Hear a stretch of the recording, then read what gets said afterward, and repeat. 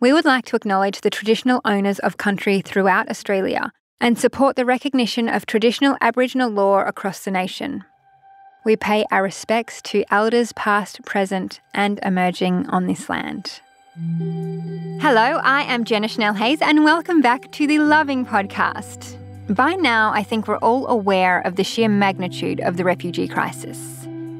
We've all seen the images in the media of overcrowded boats, of people frantically running across borders, and of tiny children laying on beaches having lost their lives because their parents were left with no other option but to try and move their children across oceans as war ravaged their homeland. But what I believe we haven't heard enough of are the stories from these people themselves.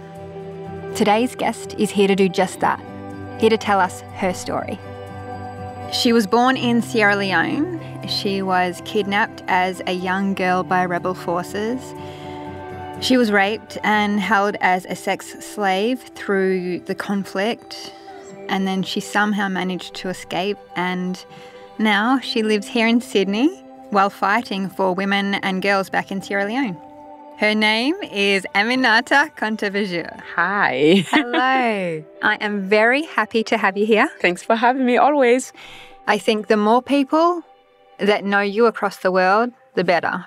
Yes. You are right now in the middle of releasing your first book, Yes. Rising Heart. Mm-hmm.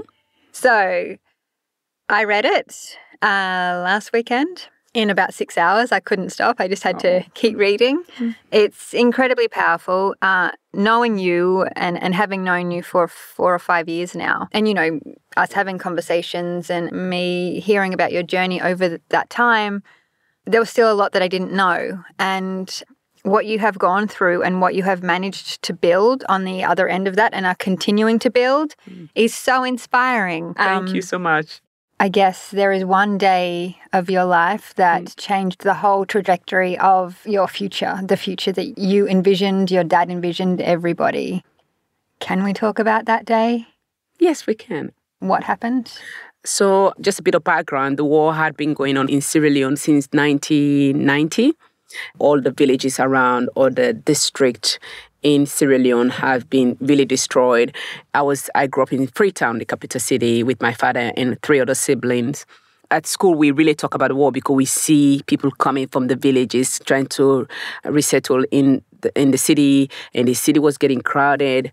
And you could see some people's hands being amputated because that was the part of the signature of the war, what rebels would do to people, to civilians.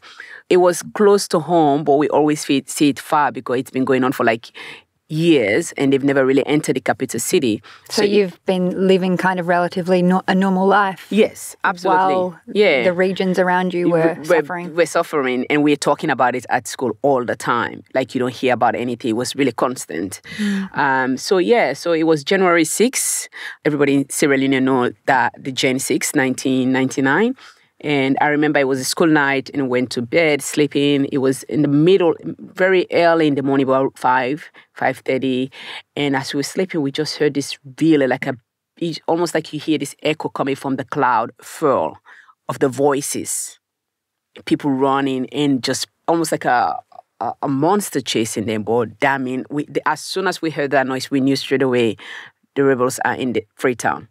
We woke up, my house, it's a big yellow house, and we have bulletproof, and our window was tinted, so we could see people from the outside. People could not see us from the inside. So we could hear people screaming, and then all of a sudden, we see all the houses around us being burned. You could see from the window side, people's skin being burned because they've been lit up. So we were in this house, like almost so protected, and then you see the horror. But almost you can't get away from the horror of seeing it. You can't stop watching it. Like you see scary movies and you close your eyes. That was not like that because you're seeing humanity at its worst and you can't really take your eyes off it. And I remember my father coming upstairs thinking that we're all going to be burned. So he wanted us close together. He wanted us to be in the house. So he asked us to stay low and be quiet and make sure no light, no movement. And as he was telling us that we were being quiet, we just heard a lot of people came in and just screaming for and hitting at the gate. And these were people running away. And my dad asked us to open the door, and we did. So for all those about 3 weeks, we're in the house, but seeing the war happening. 3 weeks. 3 weeks. But what was so interesting is our house is the biggest house in the area. I still never get through that picture that they were burning all the houses. That was the only house that was not burned. And still the house that stayed. Yeah. And then you have over 1,000 people in it. Yeah. So I don't know what that picture is. Every time I talk about that, I just can understand that, how they see their house, but almost it felt like it was in a child's mind. It was visible. Yeah. But then the war was getting really intense, and the rebels start pushing back, and then we just heard one voice saying, "Who is in this house?" And this was after 3 weeks. After 3 weeks. We didn't say anything, and obviously it became louder, and we can hear that it was not one person, it was like 50 more. All of a sudden, the house was being exposed. And then they asked us to come out. I was holding my father's hand. He had Parkinson. I was 18. My lifestyle has been protected. I've never really taken public transport. I have chauffeur taking me to school.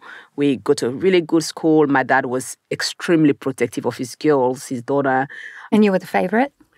Well, I believe all my dad's children can say that. He never I thought I was his favorite, but I'll keep that. But every child would say that. We never know who the favorite was. Amazing. Education was so important to him, especially for the girls. He wanted the daughters to have education so that they can provide for themselves and not depend on a man and not depend on anyone to tell them. So there was certain discipline and also lifestyle we grew up with. So all of a sudden, there was a tower, and then boom, you're on the midst of just a dust. And I remember going in, and they took us all out in this big compound, and my dad's hands were shaking, and we knew story. None of the stories or things that was happening was foreign to us. So as soon as I saw this, one of the rebels looked at me. So you walked out of the house with your dad? I walked out of that. Holding his hand. All of us, so they called everybody to this field. But all we were thinking, they're just going to kill all of us at the same time. So that's what everybody was thinking, because they've asked us to come out, and we're in this big compound next to my house. And because my dad's hands were shaking, so I was holding his hand because of Parkinson to keep it still. And so it almost felt like we were all dead, because we knew what was going to happen. But when this man looked at me, Darami, I knew he was coming for me. There was something that happened that I go like, he's got me. So when he walked towards me and he said, "You come here," I immediately let go of my dad's hand and walk away. And I never looked back.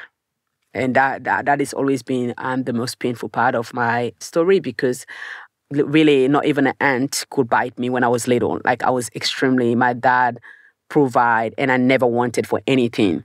I didn't grow up with my mother, but even during those time with my father, I never missed my mother, because he was there completely and he provided every single thing for us. So for me, what happened is, in that time, I knew my dad would fight, and that means that they will shoot him, or they will ask me to kill him, or they will rape me in front of my dad. But there were so many scenarios, so my instinct just was to protect him and let go. And I never looked back at his face, because I knew that will make him do something, move or something, or he'll be shot. So, so that's always been the toughest part of my story. I know there's a lot of rape, there's a lot of things that happen, but me separating from my dad and letting go of his hands really break him. And he was never the same. Yeah. What happened next? Where were you taken? So because the war was intense, so what happened is we left there, and we went straight up the hill, and we started traveling. The first night I was taken away. The first day so Darami that kidnapped me kidnapped 4 other girls. So we went to this house the same day, and they were trying to take coverage because it was bright, and they didn't want to start traveling because there was helicopter all around chasing them and looking after them. And then we rested in this old house up the hill, and then it was dark. It started getting darker. Myself and the other girls, we sat on the floor. We were squeezing in each other to almost disappear, because we knew in that house things was going to happen. And then Darami started calling the girls one by one and start raping them. And but even when those things were happening, the firing shots were still going on. Your mind can't be focused in one thing. So we're thinking that, there can be a bomb that fall on us, we all die. Yeah. Or the person that he called, he might rape them and kill them. So there's so many scenarios. There's not a space for you to think about one thing. So, and I remember him calling each of the girls. And these are the girls that we sort of knew each other from school, but we're not friends. And then I remember him calling me last, and I went, and I've never been with a man before. And then he raped me, but then he had called about 5 or 6 of his friends to rape me. So then I got unconscious, or I don't know, I don't really remember what happened and the whole scene. And by the time I woke up, it was all fiery shot. Like, I sometimes don't believe it's real, and that I lived through war or survived through war, and it was just shooting. So then again, you can't really think of what had happened, what had just happened.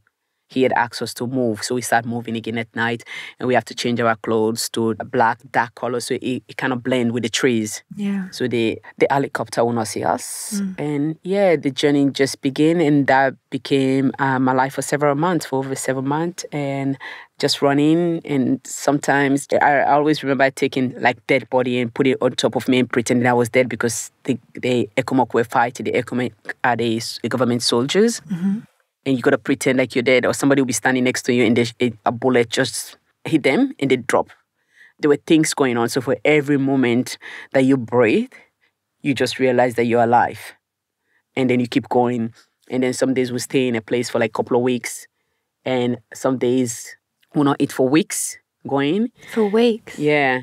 And some days I remember this scene where we were going, and then there was a place that everybody was rushing to. It was hot, but we didn't know a water has been settled underneath, and people just start going down and not coming up. Quicksand. Yeah, you just see people disappearing. I remember we getting into that. So there were so many things that was happening. Sometimes they're so unreal. And then we eat every time we go to a certain place to pile up. We settle, we eat there, and we loot. Of course, people have left their chemist, their food, or shopping or markets. That's how we eat. You are part of the rebels, because when government soldiers see you, they don't know between the civilians and the rebel. And that's when we were used as a human shield. So when the government is fighting with them, they will put all the civilians and give them guns. So we were using in different type of ways, but for me, it was more having this person that kidnapped me was extremely obsessed with me. The word beautiful was something that for a long time, I was not comfortable to being used. The way I was brought up in Africa, beauty was, or for my dad, beauty is from the inside, not the outside. So that was something that I struggled with when I came to Australia. Yeah. Yeah. So you lived up in the mountains with them for a few months? Yes. And then tell us what happened when you managed to find a way out. There was a negotiation going on that we were not too much aware of, that the rebel and the government for the first time was negotiating for that they give the rebels some food and medication, and they should release some children, about 20 or so. So I was not meant to be in that group. It was just purely children. And the reason why also the government were scared that if they take adults, the adults might be rebels. So when that happened, a really horrible incident has happened between myself and one of the rebels who brutally raped me the night before. And then I started hearing this news about... That was the night before he raped you? Yes. Yeah. His name was Colbert. I remember leaving that scene the night before and going to the toilet and washing myself with rock or so just to clean myself. We start hearing news that they're going to release children. So none of the adults was really getting excited to be leaving. We knew they were children. And then, so after that incident, I remember speaking to one of my friend, Frances, and telling her, I think I'm going to be released. I really do not know where that came from, because in my natural mind, that would never happen. Because Darami, who kidnapped me, would never let that happen. But for some reason, I said it. I remember my friend cried because she knew it was not possible. Because Darami had kidnapped all of us, but Darami was not raping them anymore. It was just me. Because he was obsessed with you. With me, yes. So she said to me, I wish that was possible, but Darami would never let you go. And I knew where she was coming from. So for that sadness, she cried. She broke down, Francis, and I cried with her. And then I left, really less than 1 minute, and I bumped into Colbert and the children. And then he called me. And I always describe that I saw this shame, a glimpse of humanity, because this person is so vicious. Like, I can never describe the villain that he is. But there was a glimpse of humanity that I saw, and a shame, because he had broken a trust. With you? He really was intent to protect me, but then something changed. Because he kind of tried to become your friend before he raped you. And I felt the honesty of that friend, because he was the leader, and everybody was scared of him. He was really vicious. But not to you. Not to me. Yeah. Not to me. And I felt, it's really incredible. I felt those few days and weeks when I was with him, I was laughing. I was feeling like home. Yeah. And then he knew he had broken that trust that night. And that he used that to free me. Yeah. So when he said, do you want to go? And I just nodded my head because I didn't believe. I just said, yeah. He was the one that could authorize that. And then I left. And it was a scene between that, because Darami had been really angry and left.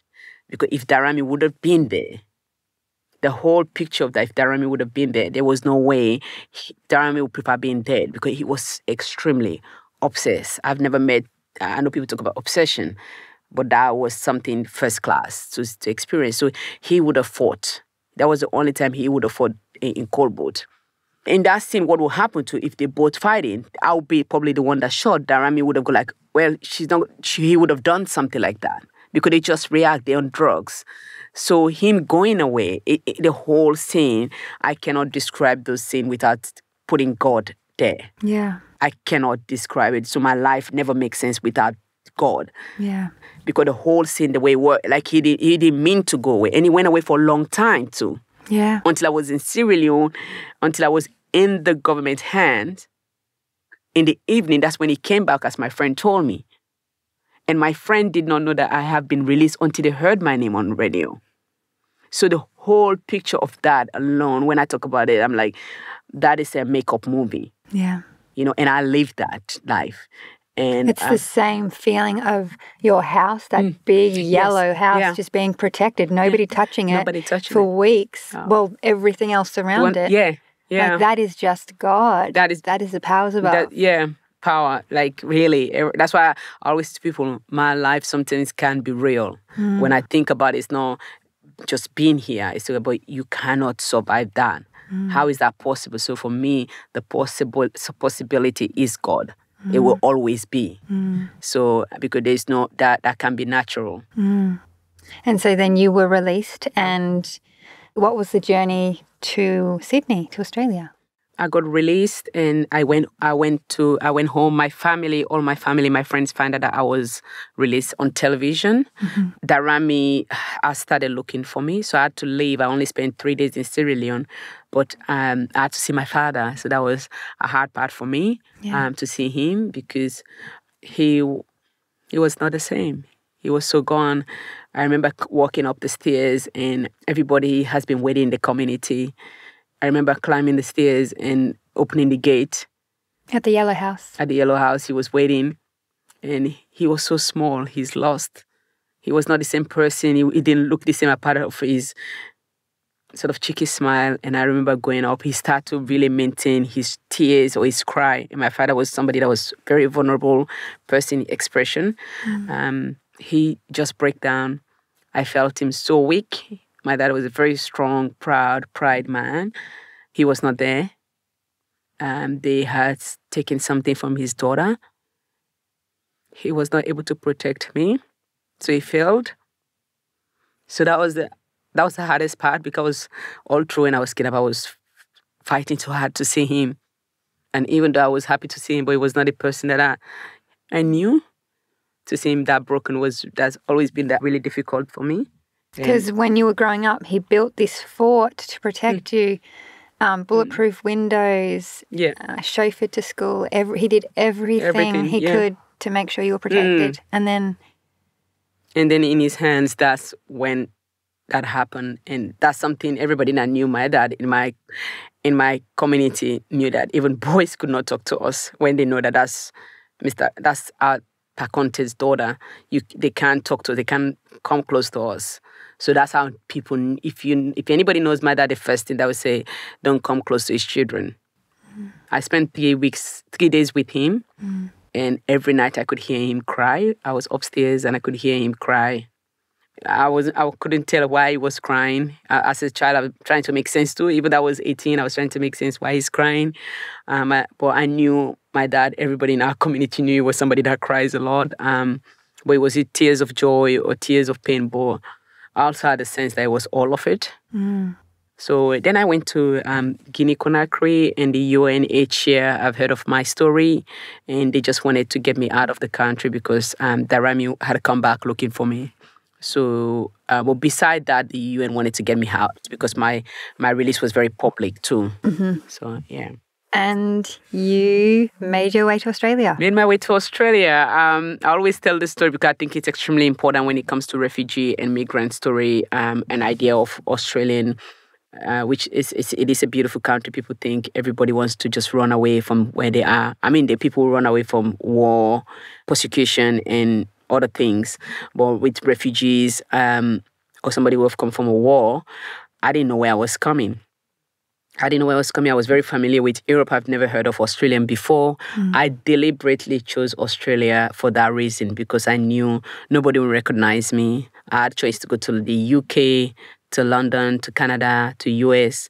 And I remember asking the man at the UN office, what is this place? And he was telling me all these things. And I said to him, I would like to go there. And he was really scared because he had seen my trauma that I didn't see. I don't know what trauma meant. Yeah.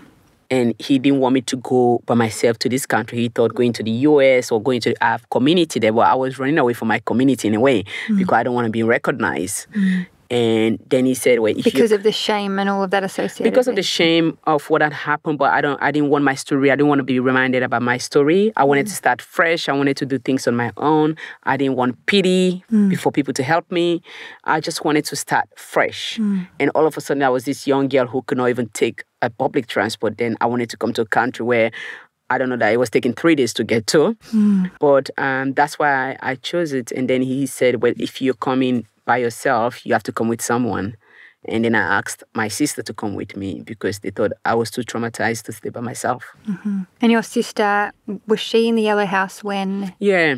So my sister was there, but she was not kidnapped. I grew up with my sister, TK, and then 2 brothers. One of my brother, Aliyu, he was not kidnapped. He saw that I was taken away and he followed me. So I was taken away with my brother.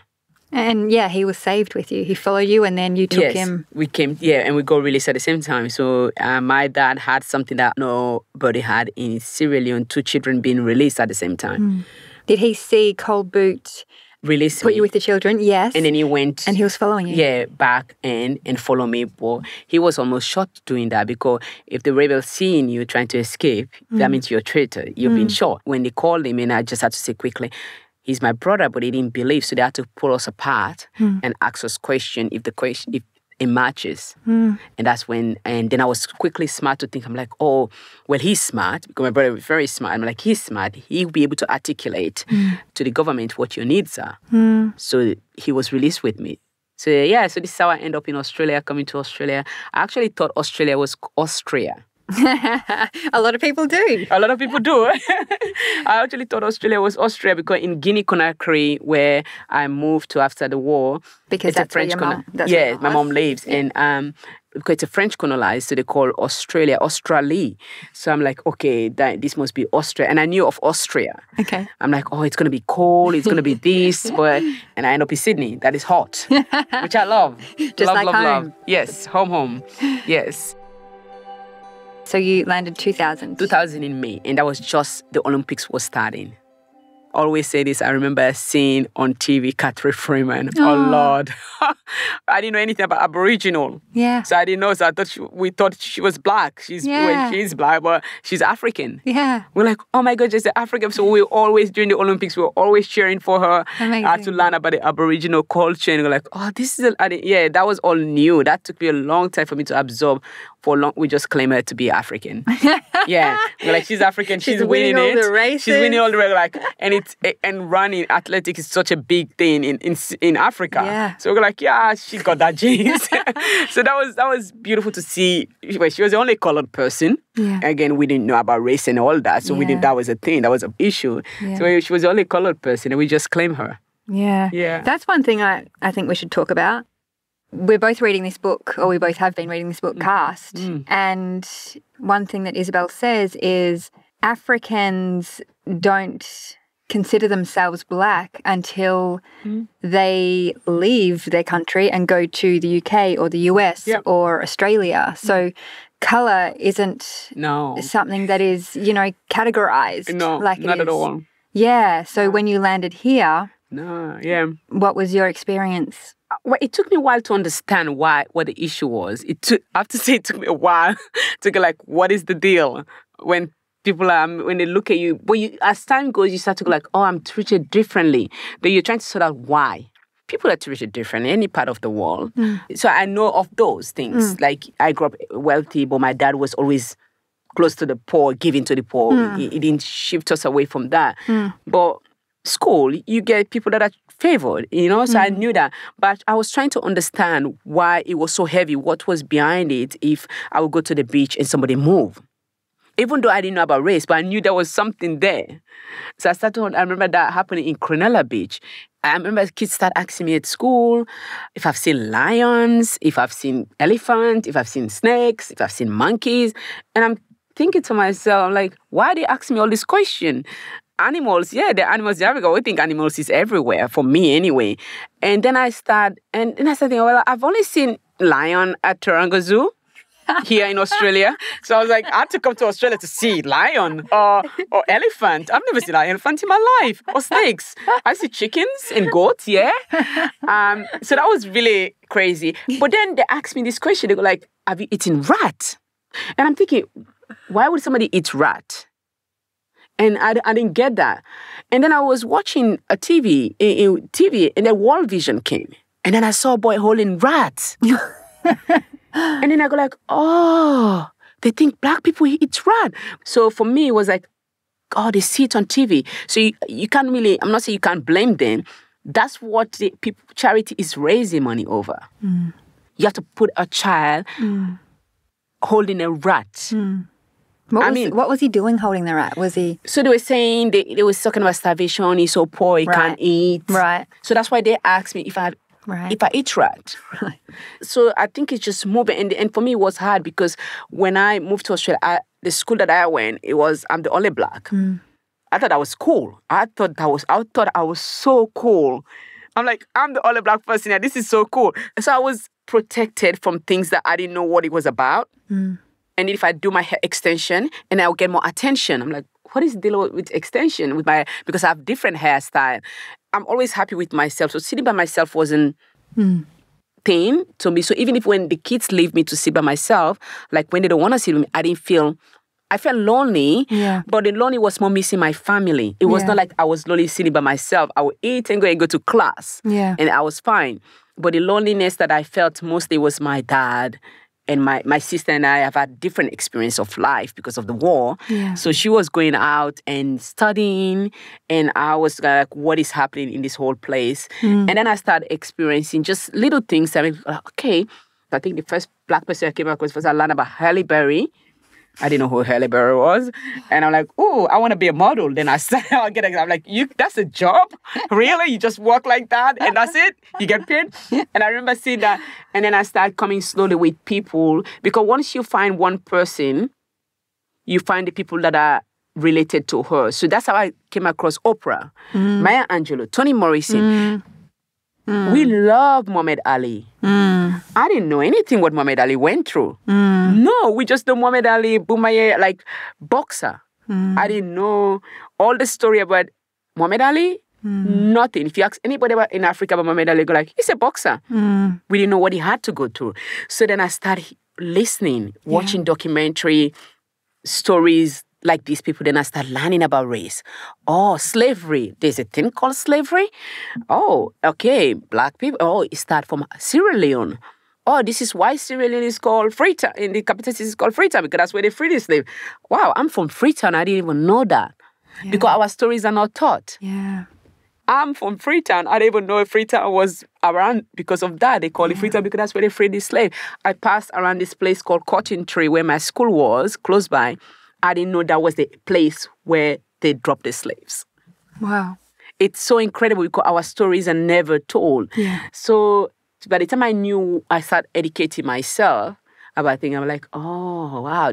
So in a way, what my dad has taught me in being who I am, being so sure of not really compromising my dignity, that became part of a good backup for me, learning about all these things. Yeah. Because my dad have taught me that wherever you go, you belong. Yeah. But I didn't know when you come here, you cannot belong. So when I go to a place, I actually feel belong. I will know somebody that doesn't like me, but I don't have to excuse myself. You can excuse yourself if you want because you have issue with me. Yeah. But I don't have to be small so you can be big. You know, because it's all about that, the superiority. Yeah. So my dad has taught us that even though we lived in a big house, we had money, we didn't treat people who were poor less. That was a key. So for me, when I knew that, I knew that because you're white, you're not better than me. I'm not better than you. Yeah. So that really became sort of the foundation that makes it sort of an easy transition. But I think it's more around when I start feeling that I could be more. So it's the there. You can be more. Then that's when it hurts because you know that there are places you want to go, but they can't let you go there.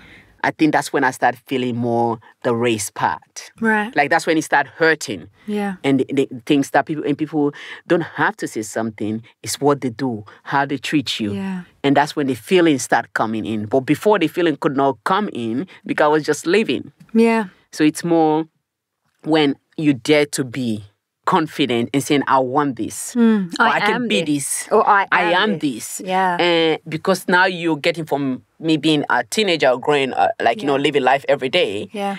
And if somebody move from the beach, I'm like, yeah, you can move, I'll stay. You know? Thank you. More space for me. More space. So, but then when you start getting like, well, I want to do that. Then you know that it's not because you don't have a qualification, it's because of the color of your skin. You're not supposed to be. You're not supposed to. It's like a dare. Yeah. And I think that's when the challenge and the hurt come. And then you still, that I've accepted that you're still going to go through that. Because society is not going to change, really. It is changing. It is changing, but it's a slow. It's a slow change, and every change it's making a difference. But now, more than ever, even when it's changing, I think it's the most important time that you stick through it to make the change more better for the next person coming along. And I think there's a lot of surface level change happening or has happened, but what we need to do is dive deeper. Yes. It's got to be, it's not, this is a Band-Aid fix, let's put that person there because that looks better. Yeah. That's a Band-Aid. It's let's understand why that person couldn't be there previously. Yes. To make sure many people can be there now and in the future. Yeah.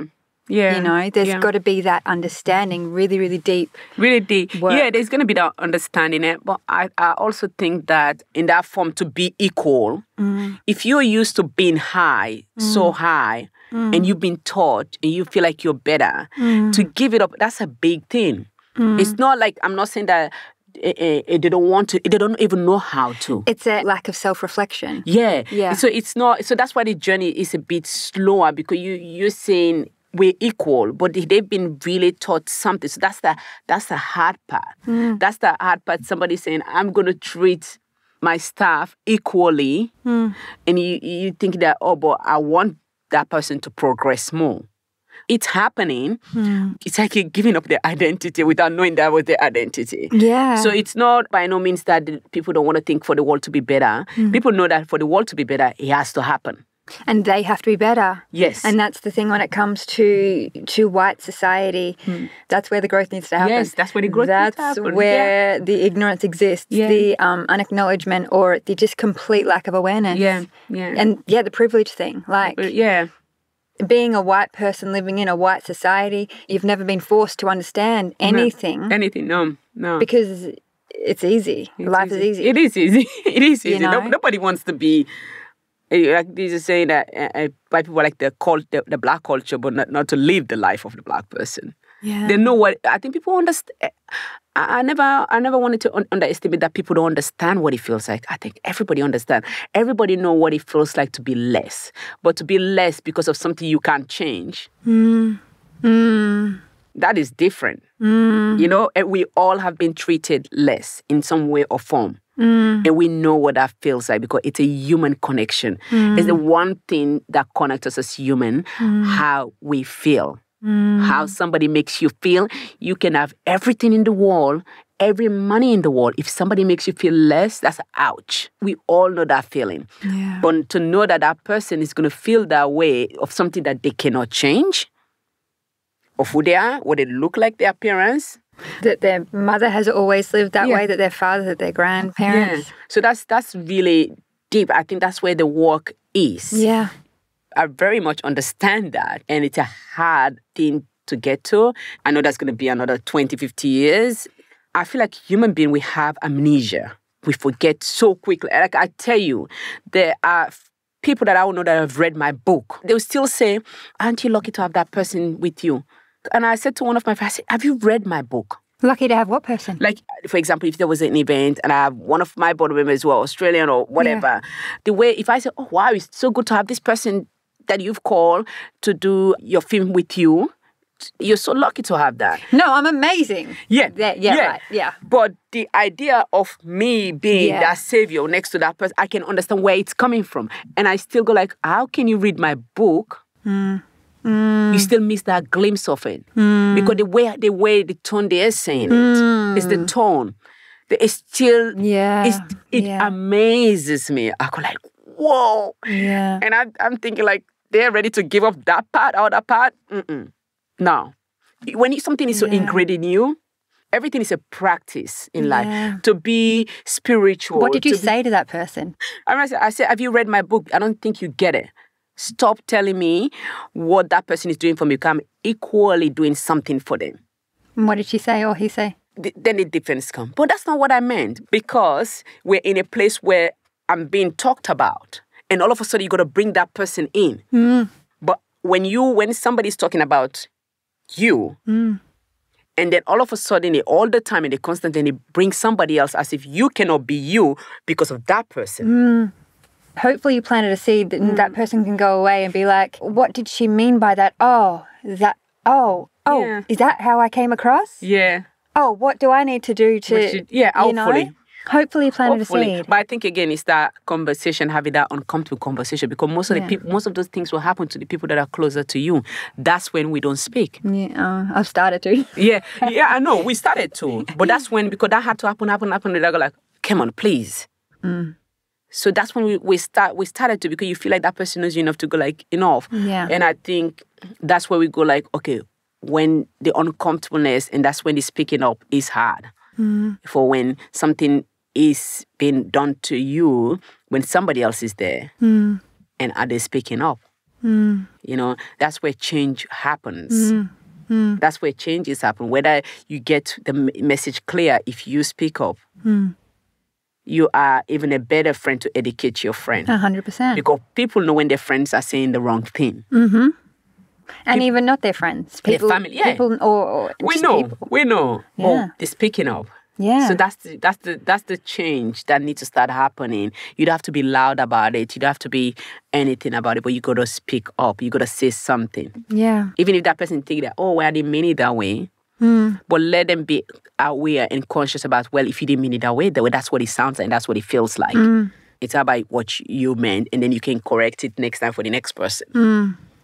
But yeah, I think the damage are done because of the silence. I really believe that. There's too much silence, and I see it so much. And I think that a lot of white society does make these mistakes. And I do feel like a lot of times they're not corrected, and so the lesson's not learnt, and so the behaviour continues. Yes, well, the behaviour will continue as a child. If you have a child and the child keeps doing something, you're not correcting them. If you're using bad language, what are you expecting? They're going to continue. So also, I just feel like most of the time, if I think I've come across people that can really invest in finding a certain information, I think it's white people and they have the access to it. So I think it's deliberate ignorance. Yeah, I'm sure I've said stuff. No, you've said stuff. What have I said? No, I'm just saying, not to me. But what I'm saying, you've said stuff. But if you think about your career, what you're doing, what you're investing to make fame, how much deep you go. Yeah, I mean, I try. I try to do the best I can be. Yes. But I'm still sure I make mistakes. It's the best and the better, to become better, yeah? Yeah. When I think about race, white people just want to be the nice. It's not the better. Because information are there more than ever before. So that's why I think it's deliberate. Because people are just using ignorance. Like, there's nobody that's not talking about race in this world. Everybody's talking about it. And there's so many correctness that you can fix yourself, you know? And so if you have to go to India or you have to go to Japan, you learn everything about Japan before you go.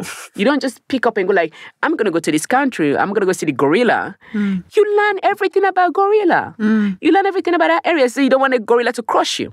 Yeah? You take time to do that. Yeah. That's why words are so important to me, because the words that are coming up there's so many new words every day that excuses people's behavior. Yeah.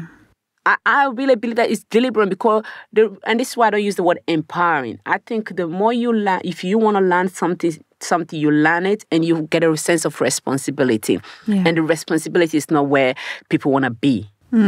Because then you have to take an action because you know something. And it's but the quick thing people say to you, I didn't know that was offensive. You didn't know that was offensive. But if you wanna, people love art, they will go into depth into art. They will invest all their time, money. Why, when it comes to race, we always have to say, the ignorant, and now the word have just come like a little pass in the like a flow. Oh, ignorant, and then we just use it now. It's so common, and then it becomes so common, and then we just use that now. It becomes such a and it's an excuse me for my ignorance. Yeah. And now it's used now for even an excuse, the nice one. Excuse me for my ignorance. Yeah. No, I will not. No, I can't excuse you for your ignorance. And they say it before even now. They say, so you don't have as a person on the other side. You're mute. You can't say nothing. Because they've even pardoned themselves. And then me, have to go like, oh, no, it's okay. Yeah. That's the place they put us on. You become the one that excuses. That excuse them. Yeah. So for me, I'm very, very careful. And I'm doing it sometimes. Even in some conversation. And then I go home, I go like, should I have said that? And no, this is not even about race. In every conversation. And that's why I like having conversation with myself. Because things will happen. And I'll go like, that was not the right response I should have gave. So that next time when that happened, or even when I have the occasion now to change that conversation with that person, I'll bring it up. I go like, you know what, that's not what I was trying to say. I'll fix it up. Yep. So I'm calling myself out, and this is not race. It's about every conversation now. If there's anybody that can invest in anything in this world, are white people. No, seriously, if they want to learn about animal skull, they will go deep. If they want to learn about what else underneath the water, they'll go deep. And you don't want to learn about a human being? Yeah. No. Yeah. We have to pass those excuses. And it's so beautifully passed that when we react, they will look like the mad person. Yeah. But I've said, excuse me. Or I've said, I'm sorry. No, you're not. Because that's what you're going to keep doing. That's not your first pattern. The best apology is changed behavior. Yeah. Changed behavior. We've all said something. I have said something. But I try to make it better. I try to become a better, not a nice person. I don't want to be nice. I want to be better. Being better is different because you invest. And we got to all to invest in ourselves, in human beings. And you're standing in your power. Yeah. As opposed to giving your power away. Yeah, because we've been so put in a place that we give our power so quiet, we don't even know. Sometimes incident will happen, I go like, oh my God, this person just take it. how did I let that happen? I can sense it. Yeah. And it's done beautifully. It's incredible. It's almost like an art. When I see things like that happen, I'm like, wow, these people are so good at it. Yeah. It's so good. I was like, whoa. Yeah. I mean, we're running out of time, but you founded the Aminata Maternal Foundation. So tell us where that came from, what that is, what you're doing, what you see in the future. Yes, and so the Aminata Maternal Foundation started when I went to St. George Hospital here in Sydney. I went to give birth to my daughter, Serafina, and we have a really traumatic experience. And being in Australia, you think you go into the hospital knowing that you're going to come out with your baby. And when I went, it was not the case. It was really terribly bad. The doctor visited me a lot for 4 days and just checking up on me. And they thought I've been traumatized or she is not okay. She was perfect. I am a refugee. I've been in a war zone. And sadly, war is going to continue forever. Sad. But this was something that was preventable. I could not understand why I was living in a country in Australia where I had 7 doctors in the room to make sure that my baby survived. And I survived. And in Sierra Leone, there's only 6 obstetricians in the country. How many people? 7 million people. And 1 in 8 women died through childbirth. In Australia, 1 to 8,700. So women are 200 times more likely to die through childbirth in Sierra Leone. So how many times? 200 times. 200 times. 200 times. And Sierra Leone has the highest infant death in the world. I just felt like, well, that's not fair. That's not right. I want these women to experience what I experienced. If we have so much, when we have so much in this world, and again, from where I come from what my dad has taught me, when you have, there's no point of you getting a lot when you can't share. That's the point of having a lot. To whom much is given, much is required. And I was taught that. So for me, I'm like, I had 7 doctors. So the foundation has been going on I registered in 2014. The whole process started 2012. I partnered with a hospital in Sierra Leone that is a private hospital, but delivers every single thing completely free. Wow. We're the second busiest maternal hospital in the country. 96% of the staff are Sierra Leonean. And where are the others from? The others are international doctors that will come and train. So we don't give any international doctor to go and run the country, the hospital. We want it to be run by the people. Amazing. It's been a long journey, of course, when you set up your own company. But every single day, I think of these mothers and babies. Every single day. Yeah. And in a beautiful way, because bringing a child into this world is a joyful experience. And one thing that I know for sure, that we all come out of a woman. It doesn't matter who you are. And that, for me, lights something in me that I could talk to anybody. I talk to school. I'll talk to anybody that give me the back of their hand.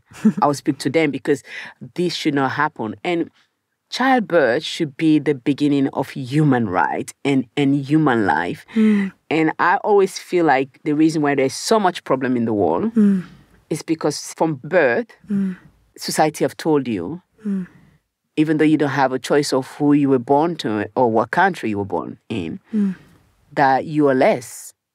You know?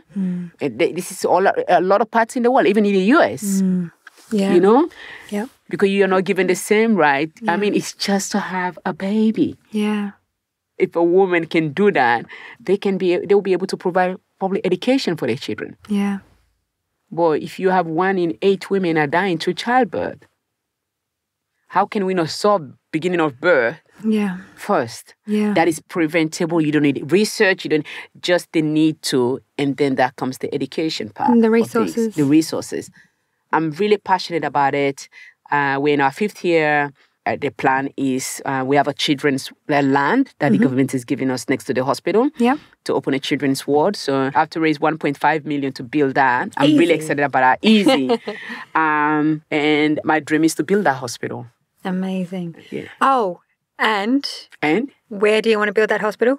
Oh yes. Oh yes, where I want to build that. So that's my dad's hotel that he built and then stopped building so that refugees that was running from the villages during the war could stay, and they stayed there for over 20 years. And I want to buy the land back and build my dad's hospital because the key center of my dad is service, and that has become mine. Yeah. So I want to build that hospital there because there will be no better space. It's close to the villages. It's a bigger land that you can build. The hospital that we have now, we can build 5 more of that in that land and have schools for midwives. So I just see everything happening. That Even is if it's amazing. not, I think of Martin Luther King saying, I will not be here when we get to the mountaintop, even if I'm not here. You will. That's life is beautiful. Anything can happen. But even if, that's why it was so important for me to put in the book, because that can be, somebody can make that happen. It doesn't have to be me. Well, my friend, thank you so much for being here. Thank you for having me. Thank you so much. You are incredible, inspiring, amazing, and the world is lucky to have you. So are you. You're doing such an incredible, I think what you do and your heart that you put into what you do, telling stories and telling, especially African stories and Aboriginal story, I think that takes a lot of courage, and it's real, it's deep, and it's not everybody that put their pure heart into it. So thank you. It's been such a pleasure knowing you and learning how much you love telling this women's story and how far you go. I can't wait to see where life takes you. Thank you. Me too. Yeah. Thank you to my beautiful soul sister Aminata Conteh-Biger for sharing her story with us today. To support Ami's incredible work at the Aminata Maternal Foundation, please head to thelovingpodcast.com and click on Aminata. For more information on today's show, you can head to the show notes, and you can also check out our socials at The Loving Podcast on Insta and Facebook. Don't forget to tune in next week when we talk to Superwoman Alison Battison about her continued fight to free those tangled up in Australian detention centres. So they offered him ice, and I was like, look, couldn't you have gone to a security guard or anyone? He said, no, he was in the circle with us. So the guards were smoking ice with the people pushing it. This is onshore, offshore? Onshore. Yep. So people can go into withdrawals. People can be fed bad drugs. And people can break after half a decade and go, screw it, they're not going to let me out, I'll try it. I probably would. Probably do it within the second day. This is an awful reality. I want out. Yeah. See you next week. Big love to you all. The Loving Podcast is a One Love Films original podcast. It is recorded at Forbes Street Studios, Woolloomooloo by Charlotte Rochecouste and Nicholas Rowse. Our editors are Zoltan Fetcho and Jenna Chanel Hayes. Our music is composed by Jenna Pratt and guitarist Joshua Gonzalez. Podcast photography and cover art is created by Sarah Fountain. Our behind-the-scenes photographers/videographers are Danielle Mazzucci, Barnaby Downs, Paul King and Ryan Andrew Lee. Our podcast imagery is created at Innkeeper Studios. I am your narrator, Victoria Jane Hind, and our producer is Jenna Chanel Hayes.